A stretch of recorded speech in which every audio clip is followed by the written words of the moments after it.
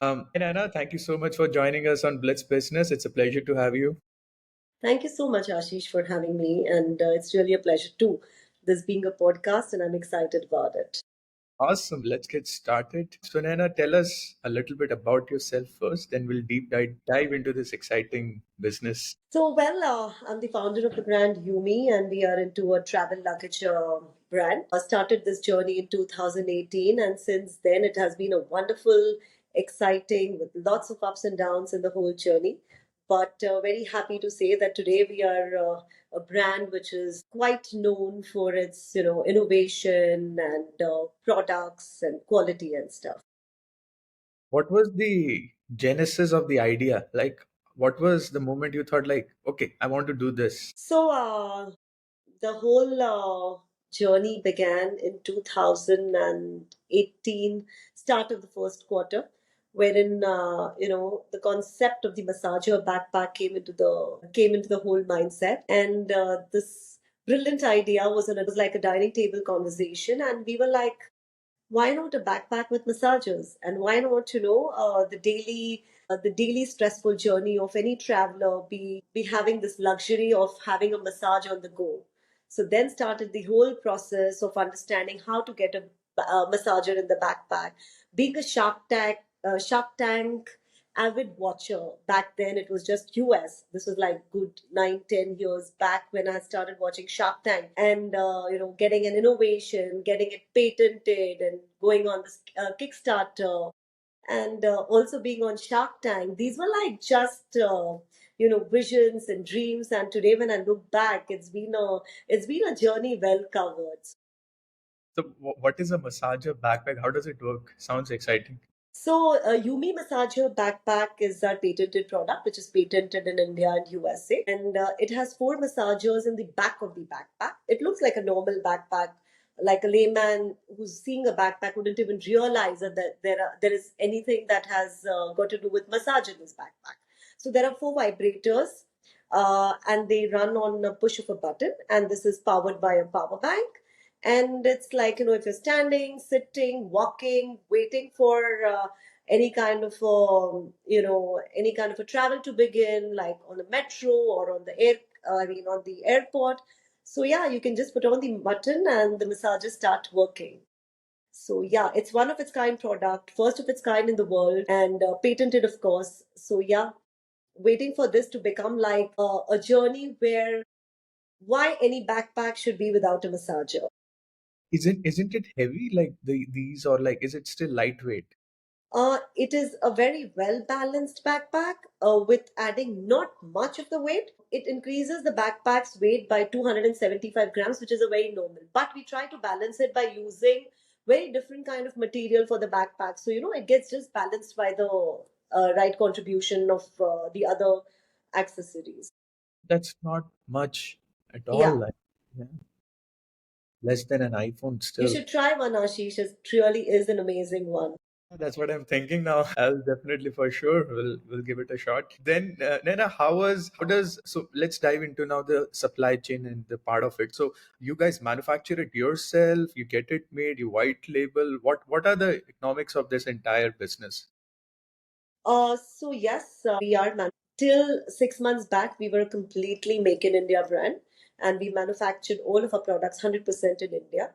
But since last 2 quarters, we have shifted a little bit of our manufacturing outside India, and this being the reason for the hard luggage, where the molds are expensive in India, or there is not yet that much of a finesse in the products here. So yeah, but we would like to shift that to, say, post 18 months. Leave this.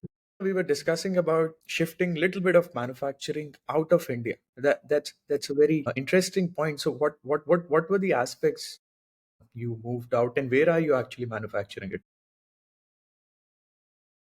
Like, we are manufacturing in a couple of countries, and the reason to do this is to speeden up our process of manufacturing, and also getting the right kind of so we've just entered the hard luggage segment 7 months back. That is the travel luggage. India is yet to be India yet doesn't have many such manufacturing infrastructure available.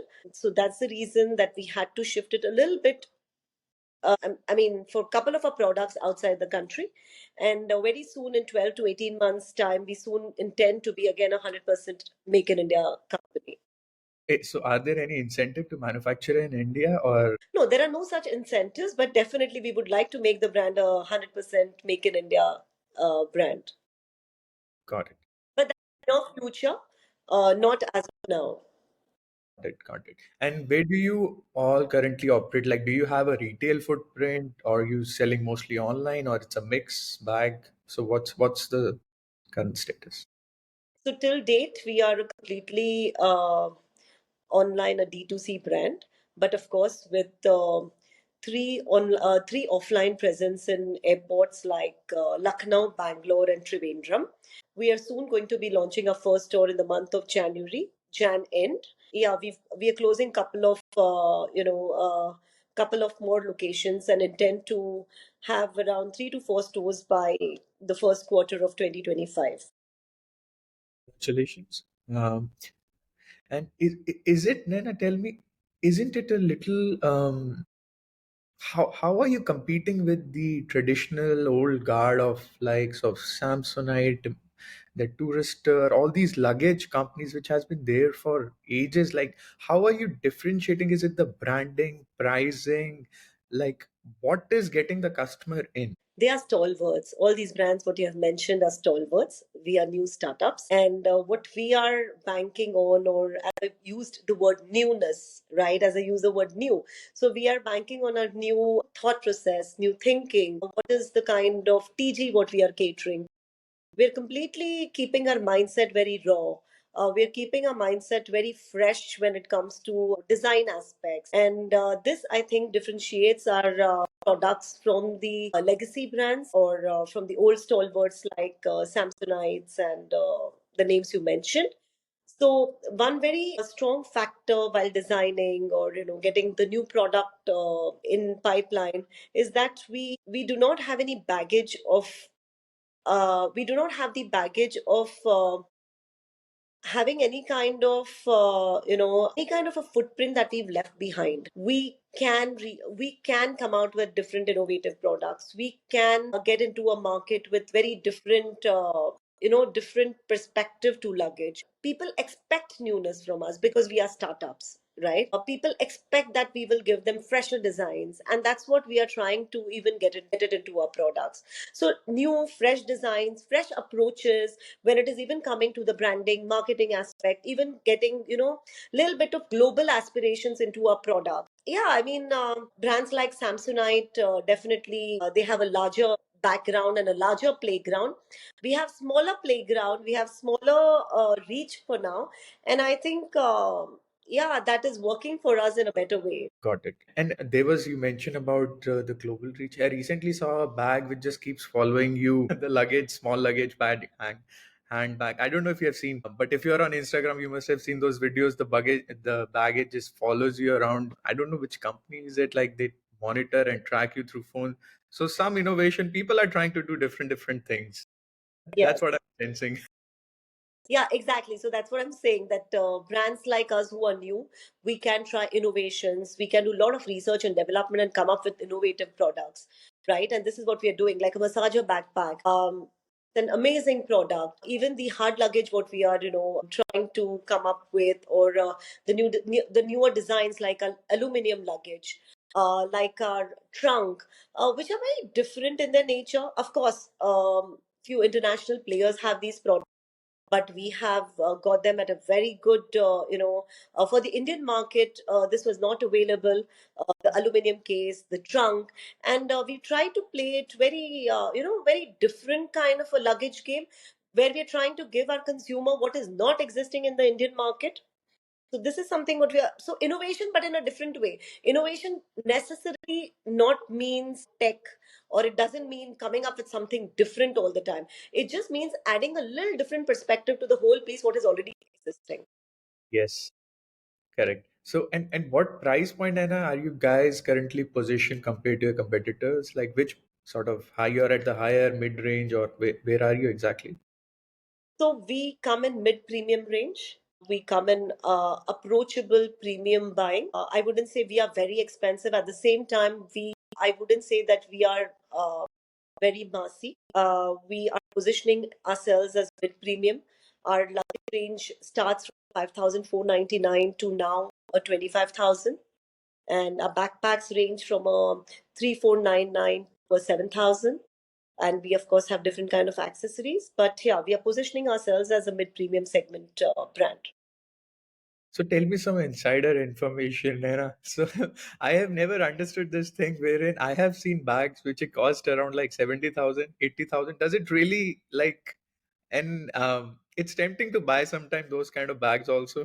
But what is the game like? What is the cost and economics of like a 70,000? I'm sure they're making a huge profit out of it. Or does it really cost that much for certain of these bags? So I'll just give you an example. The aluminum case, which we are, which we are very known for. EUME is known for its aluminum luggage and the the trunk. So international players globally are selling these products anywhere from a 1,65,000 to 1,85,000, and we are selling aluminum to cabin for 20,000, which again is a big price for the Indian market, right? I wouldn't want to comment on anybody's profit margins on how they're doing it and stuff, but definitely I would say that our products are very well researched. We come from a manufacturing background, right? We've been into a family business of manufacturing. So going wrong in our products is definitely not in our genes. So I wouldn't say who makes what profits, but yeah, we can get good products at a good price. So is the aluminium, what my understanding is, doesn't it bend? Like it's a light, I understand that point of, but shouldn't the luggage needs to be hard like the outer shell, or isn't? How does that So, work? by the way, aluminum is not supposed to be light. Aluminum is a little heavyweight. And the whole story of aluminum, when you're buying an aluminum piece of luggage, you are tend to you need to understand that you are going to be buying it for the dents and the scratches that come on the aluminum. So the whole story goes that the dents on luggage show how much you've traveled in life, and those dents, how you beautify them. So in our forthcoming collections, you're going to see a lot of different kind of things being done on these exclusive products, like putting stickers of on them or getting some kind of a different kind of an activity done on these things. So yeah, these dents depict your journey. Wow. I'm sensing some Japanese philosophy kicking in. You're right.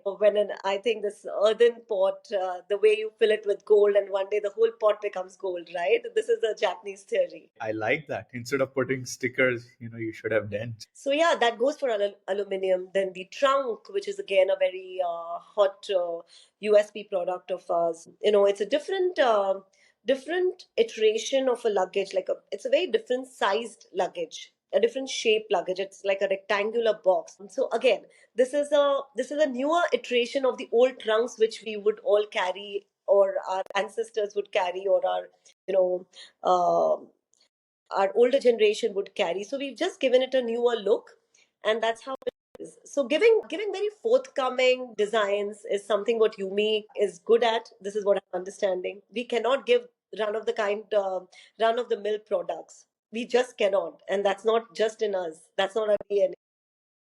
Wow. That's great to hear. So then, Nana, what is your ambition? So recently, like I was doing a podcast, what last week, I think, a couple of days back, we had another D2C brand. Like I've been doing D2C brand a lot. So they got recently acquired by Marico. So everybody has in D2C space a different ambition. Somebody wants to list, somebody wants to be acquired. What is your ambition? My ambition. So Yumi's ambition is to be there in every household. Even if it is premium, it is very approachable brand. Today's TG is very aspirational. In fact, just today afternoon we were discussing, like, if you take a game of a pickle and a paddle, right, which are very newer sports today. 6 months they were just there in couple of clubs and stuff, and it was a very high. It used to be. It was considered as a very high end sport, but today, like, as soon as a word spread that pickle and paddle is some new sport, every turf, every club, high and middle high, has started having this sport. The same way, our luggage, though it is premium, I want it to be very approachable. I want all the aspirational people who love traveling, who are very known to global brands, have these kind of products at a very approachable price, which doesn't pinch them, like spending a lakh and a half on a product, rather spend like a good 20-30K on a good product. Again, an Indian brand, which is just helpline number away, always service oriented. So what more can a customer ask? So what's the typical warranty like for your products? For a backpack, it is around 12 to 18 months, you know. And just for your information, for the massager backpack, we've had less than 2 to 3% of complaints ever. So never ever a product has come back because it has stopped, functioning or on those lines. And how are certain brands able to give lifetime warranty? Like I also have some of those bags. How does it work, or is it lifetime or not in practice?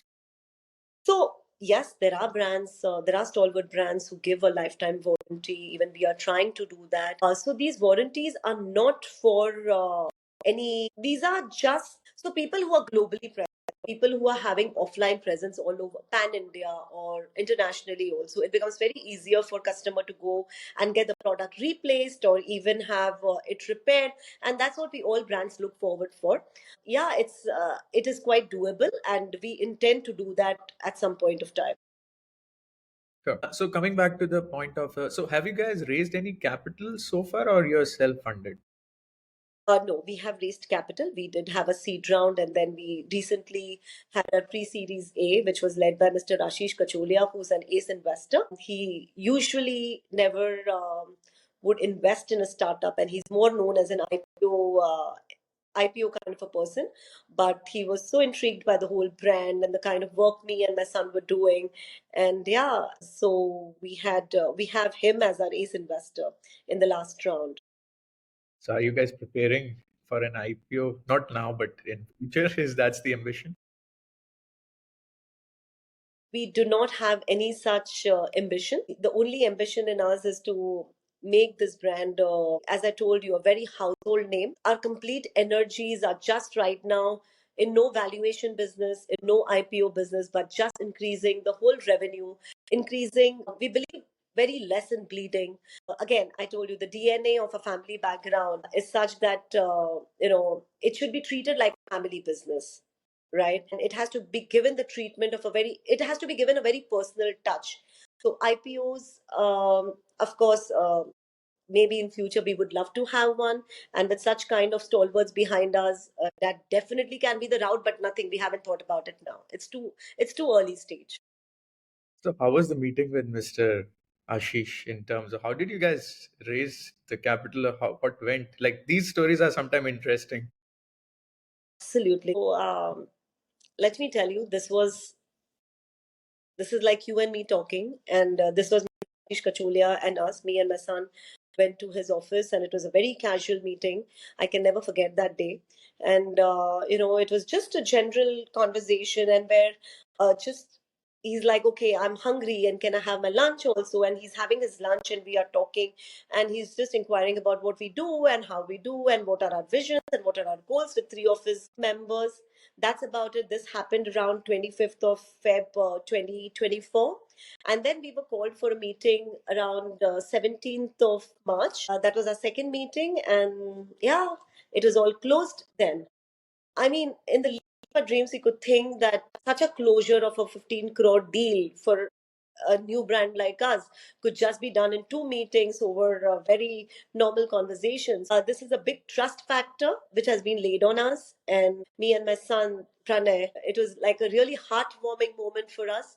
And, we this is a promise to ourselves and to the brand and to our to our investor, not of course in I mean not by promising him promise types. Yeah, like the kind of trust what they've laid in us is very impeccable. And yeah, so this whole journey of investment has shaped us in a way that it's it's given us so much confidence, it's given us so much of power to get to the table what the consumer needs in our own capability, in our own capacity. We always would have a little bit of fear in us, how much would we go ahead. But with a backer like Mr. Ashish Kacholia, who believes so much in us, and he's like, just go all out, just do what your heart feels right. The brand is made by you, right? And we are come to you because you've walked this journey. So we would love that you walk this journey on your own self, and whenever you need us, we are always there. So that's the kind of an investor, I mean, which every startup should have. It's very nice. Yeah, it's unimaginable to have him. So did you guys had a pitch deck or no pitch deck? There was a pitch deck because our aggregators, we all have a pitch deck, but the conversation, but nothing on the pitch deck. It was just more of how do we perform, what do we do, how do we source, what are our numbers, what is our vision. So it was a very general, normal conversation. Those are the ideals one, to raise. You always get better term. I think these ace investors are not just ace just like that. They have their eyesight very strong, and they know what they are doing, right? So they know how to pick up whom even without asking too many questions. I think the research is much better even behind the scenes. And how did this name, sort of brand name, came about? EUME, like. So Yumi is all about you and me. The founders who have started the company. It's also between the product and the company, product and the brand. So everything about you and me is Yumi. So who came up with the name? So back then in 2018, it was me who had started this brand. And of course, it was my husband's strong support that, like, just go for it. He has a very manufacturing background. So he supported me a lot about the whole making of the massager backpack and getting it right. And so there were too many ups and downs in creating the product. So, yeah, about my husband and me. So that is you and me when we talk. My son and me, that's you and me, the product, the massager backpack and me. So it was a very personal journey, and that's how the name Yumi. And you mentioned about the family business of manufacturing. So what do you guys manufacture? The family business is into manufacturing of umbrellas and luggage. What is that segment like? Is it different from luggage, umbrellas typically, or? So we are into so the family business is more into manufacturing for corporate houses. They more volume based business. It's more for say like when we started this business. So when Yumi was started in 2018, and we were just like a D2C brand, and we just had this massager backpack. So the products would be sold like 300 and 400 per month. Then in 2018, and my husband was like, when he runs his business, it is like thousands and lakhs of pieces per month. So it was very different kind of a feeling. We had never seen these. And when we were like, just in the journey of making the brand, we would make the numbers like, acha, 5,000, 10,000 piece, so you he big times. But it's not like because that was the whole family mindset, right? And when we were the numbers in 2018, back then when we started in July, even getting like a 300 and a 400 backpack being sold in the month of August and September, and we would be like sitting with that big smile. Oh wow, we've sold 300. Oh wow, we sold that 400. So yeah, it's a very different thing. So yeah, my husband is into manufacturing of luggage and umbrellas, and we are more into corporate manufacturing and white labeling. But your ticket size is much bigger than an umbrella, I assume so. Sorry. Your ticket size is much bigger than an umbrella.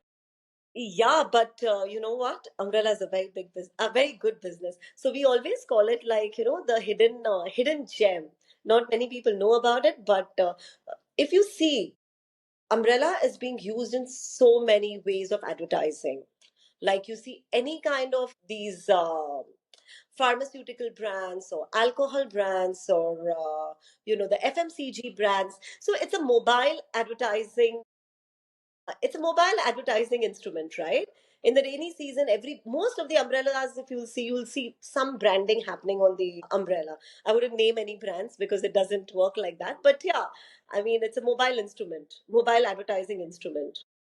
So it's a big one. Like pharmaceutical companies buy it in thousands and lakhs of pieces as they send it to their distributors, they send it to their, the MRs, the medical representatives and stuff. It's given on a scheme. So yeah, it's a different ball game altogether. Wow. Never thought about in that. I may have to invite your husband next one. Yeah, for sure. So have you guys heard about collaborating umbrellas and luggage and be like some bundle sort of thing, or it goes hand in hand? I don't see why, to be honest. Yes, absolutely. So we do have our Yumi umbrellas. We had started on a very small note because we ourselves were a small brand. And now with, of course, the upcoming seasons and stuff, umbrella is going to be a strong part as an accessory. See, basically, you mean and travel accessory because you're on the move. Yes. So do you plan to, Naina, then sort of tap into like a lot of adjacencies of within this travel segment, or you want to focus only on luggage, like luggage, hard luggage or travel luggage? I don't know the category name, but what's that thought process looks like? Of course, we would want to be just into travel luggage and accessory for now. So in that comes your hard luggage, soft luggage, backpacks, storage pods, accessories like your fanny packs. I mean, accessories related to travel. There are, But not in terms of wallets and all the other sort of sorry, wallets. wallets and credit card holders and passport holders. So these are all travel accessories. So understood. So then in the next phase of you mentioned about stores being open. So what are your next 3, 4 milestone now you're looking ahead when in this space? Like in next year, you mentioned about retail stores opening. What are the other things you want to achieve? Other things what we want to achieve, as I told you, we want to be there in at least a major chunk of the household. So we have set up parameters like, this is so to say, along with so right now being a three digit revenue, right, is the most essential goal for us right now, okay, by the next financial year. And this is something what we are thriving and striving to be. And all our energies are focused just on that. So, retail and the three digit, these will go hand in hand. Yeah, the focus is just very clear to be one of a very reckoned brand in luggage, known for its aesthetics, functionality, and service. Was there anything, Anna, in this journey till now you feel like you want to do differently? Back then or now? Looking back then, if you can go back in time and change few things. Yes, definitely. So we are, it's a very good point for us, but then sometimes you get delayed because of that.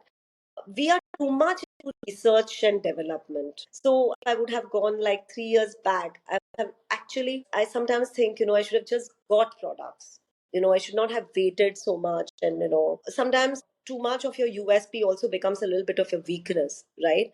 Too much of your research also uh, makes you a little delayed in the whole time frame.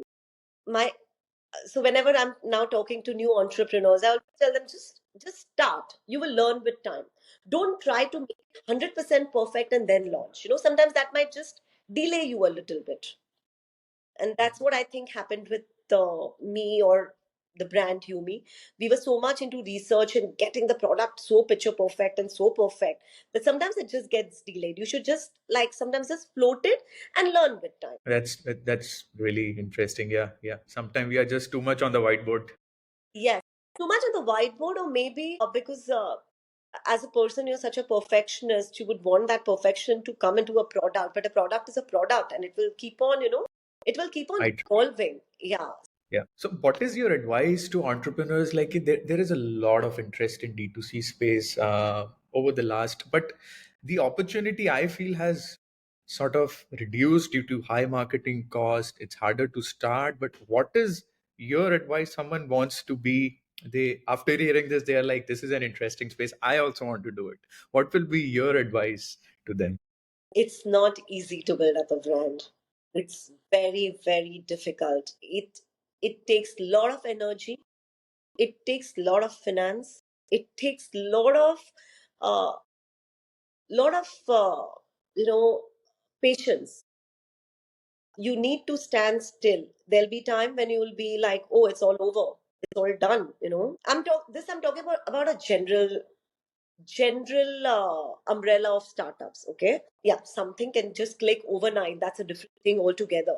But a D2C brand or a startup brand definitely needs to have a lot of patience and a lot of conviction in their own selves and in the products. Like when I started with the massager backpack, or when we started with this Yumi as a luggage category, the whole thing was like, it's a one product company. It will just fizzle out. It will just, there's nothing in this category. What is luggage? There are stalwarts like this and that. And you're getting into a very cluttered space. These were always the remarks what we got. And if you see now, 2024 and 23 also was all about luggage wears. right? However cluttered it is, or it was, or however big players there were, the newer brands came and just took the space, right? So it is just about your conviction about the product. It is just about how you're going to showcase your brand. One advice to startups, and not advice, but a learning, what I have. You have to be really very proactive and moldable. You cannot stick to your, you cannot stick to your mindset. You have to be very adaptable and very versatile. The trends are changing, not even every month, they change every day. With the whole new influencer era, or the whole new, so much of travel era, people are so exposed to different kind of things, right? For them nothing is new. For a consumer, everything is seen, everything is already done up. So how you portray your product, how you portray your brand is a big game changer. That's Yeah. uh, great lot of, advice. Yeah. lot of strategy has to be done. It's not just okay, send your product to the influencer and they will market it. It's no more like that. You really need, more than lifestyle, you need to be really intelligent. Your consumer has become very intelligent now. So how to have your consumer intelligently with you is, is a whole strategy now. So how does someone do that, Nana? That's the startup, not a, that's the entrepreneur mindset, right? You are going to be an entrepreneur, you are going to be successful if you have a little different approach, a little out of the box approach. It might not be resonating with, with somebody today, but definitely you will make the most out of it tomorrow. This is what I have understood. What was that most difficult moment in your startup till now in this career you faced, and you were like, oh man, ye to, I didn't know that, or something like, share us that experience. You were like, yeah, ye to, it's just too much, or whatever. What was it? Was there any such moment? There were 10 different moments, these kinds I love top three at least. of very heavy moments.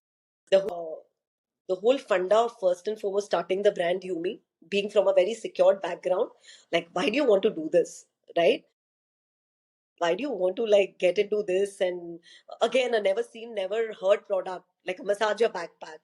You're not even a brand, you're not even famous. Who's going to take that thing of yours that, okay, what is the need of this, right?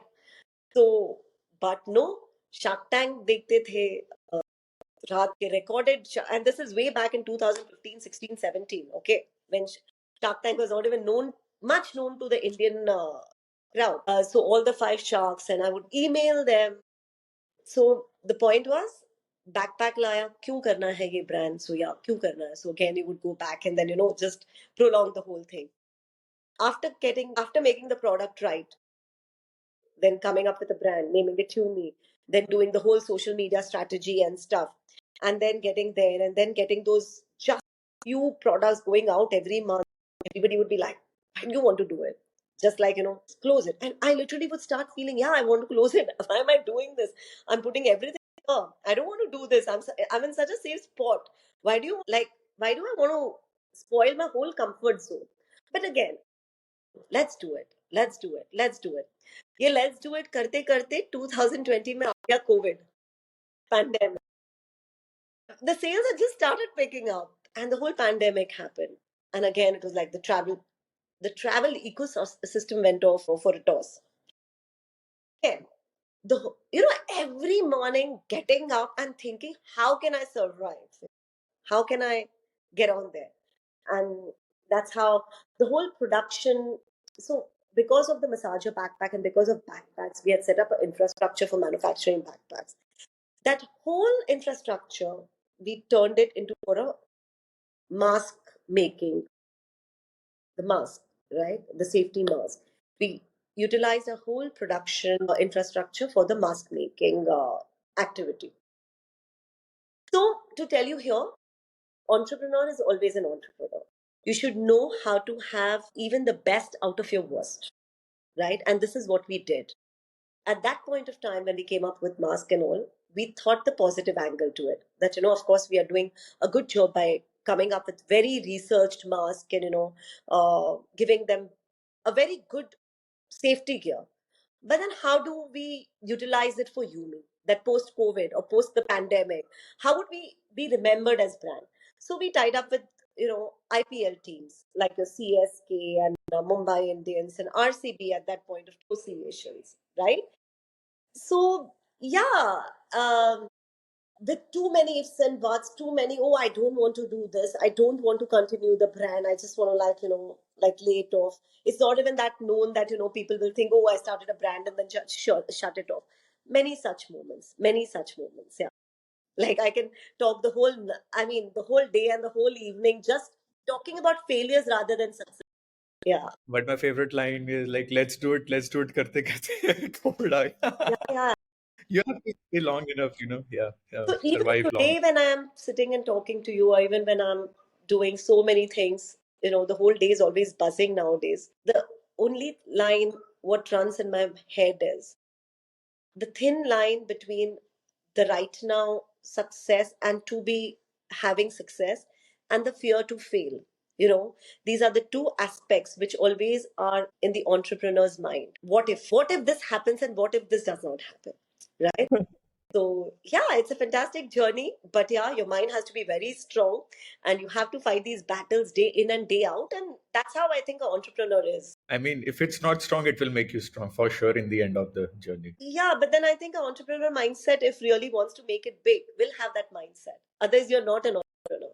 So, if your mindset is strong, then only you will have that feeling also, right? Okay, I can do it. But if you fall weak, that means you're a weak mindset. And that's not how an entrepreneur is supposed to be. True, true. Very well said. Very well said. And this sort of made me question, like, do you also have a plan to manufacture for other brands in terms of white label stuff in near future, or you want to focus only on building product for yourself? No, as of now, we are very focused on building products only for ourselves. And yeah, we are happy doing that. And because all our energies are just towards EUME at this point of time. So yeah, we want EUME to be a stalwart brand. We want it to be a legacy brand. We just don't want it to be a 2-year, 3-year, 5-year, brand and just make the name. And no, we want to be known as a legacy brand. We want to stay here in the game of luggage. So 5 years down the lane, if you're interviewing any D2C brand, which is a luggage brand, and the way you mentioned, the stalwarts like Samsonite and stuff, we would be wanting. I would love to be mentioned in that genre. So yeah, yeah, Will- How will you compete with legacy brands like you, me? yeah. I would love that question. Yeah, I mean, 2 years down the lane, I would want to be known. Oh, this brand definitely has some kind of it has its own standing. And very quickly, Nana, what channel works for you in online space like Amazon, Flipkart, or your website? Like, what drives the sales for you guys? So as of now, it's a very balanced sales channel. We are doing very well on our own website also, and all the other e-commerce channels also. So yeah, it's a very good balance. Offline, of course, we are doing well on our airports also. We are looking forward to be doing pretty well in retail too. Let's hope that that happens. Thankfully, today I can say that due to our quality, due to the kind of product we are giving, and not just on the aesthetics level, but functionality also. We are known for our functionality. So I'm sure there's a long way to go. Wonderful. Wonderful. Thanks a ton, Nana, for your time. It was such a pleasure to talk to you, understand this space. Quite fascinating space to be in for sure. Anything you would like to comment? Any thought process from your side? Ashish, this is wonderful. So whenever I do such talks, so whenever I have all these kind of conversations, it's such a beautiful feeling when I talk about my past and where I'm come today. It always gives me again that that smile comes, that shine comes in my face, and the heart just warms up. That okay, you've walked a long way, and it's such a beautiful thing. So whenever we are having all these entrepreneur conversations, there's one thing which I always love to share, that there is no looking back. If you want to move forward, there definitely is a way forward. It's just that when, as I told you always in my conversation, the mind has to be very strong. The entrepreneur mind cannot go weak. Of course, we all can be vulnerable. We are supposed to be vulnerable. Vulnerability is also a strength, but you should just know how to have the maximum out of that situation also. And for that, I think passion is very important. One more thing to women entrepreneurs I would want to say is you will really have to put a lot of things behind, and move forward. It's not a cakewalk to balance a work life and your personal life. Okay, but once you get there, then there is no looking back. And with the right kind of support in the ecosystem, I think we just can do wonderful. So yeah, that's something. And overall, on a startup thing, just be strong. Believe, just have conviction in the kind of brand you want to build. Have your DNA, your mandate very strong, and be adaptable to the ecosystem around it. But do not change your, do not change your DNA when it comes to quality. Do not degrade. Do not try to suit the price sensitivity. Be sensitive to the demand of the consumer, but do not fall prey to the price sensitivity that is around the ecosystem. It's like, don't sell cheap stuff because ultimately it's going to Yeah, uh, prices. products and make them cheap just because you want them to be bought. Yeah, that's something. For that, you need a very strong mindset Yes. to not fall for that short-term gains. And today's market is very mature. The TG, your consumer, they really know what the right kind of product it is, what they need, at what kind of price. With so many brands around you, the consumer surely knows what he wants to buy, he or she. So if you have the right kind of product, if you have the right kind of functionality, I don't think that deters your consumer buying if it is a little premium priced. Absolutely. Yeah. Very well said. Ashish, pleasure talking to you. Likewise.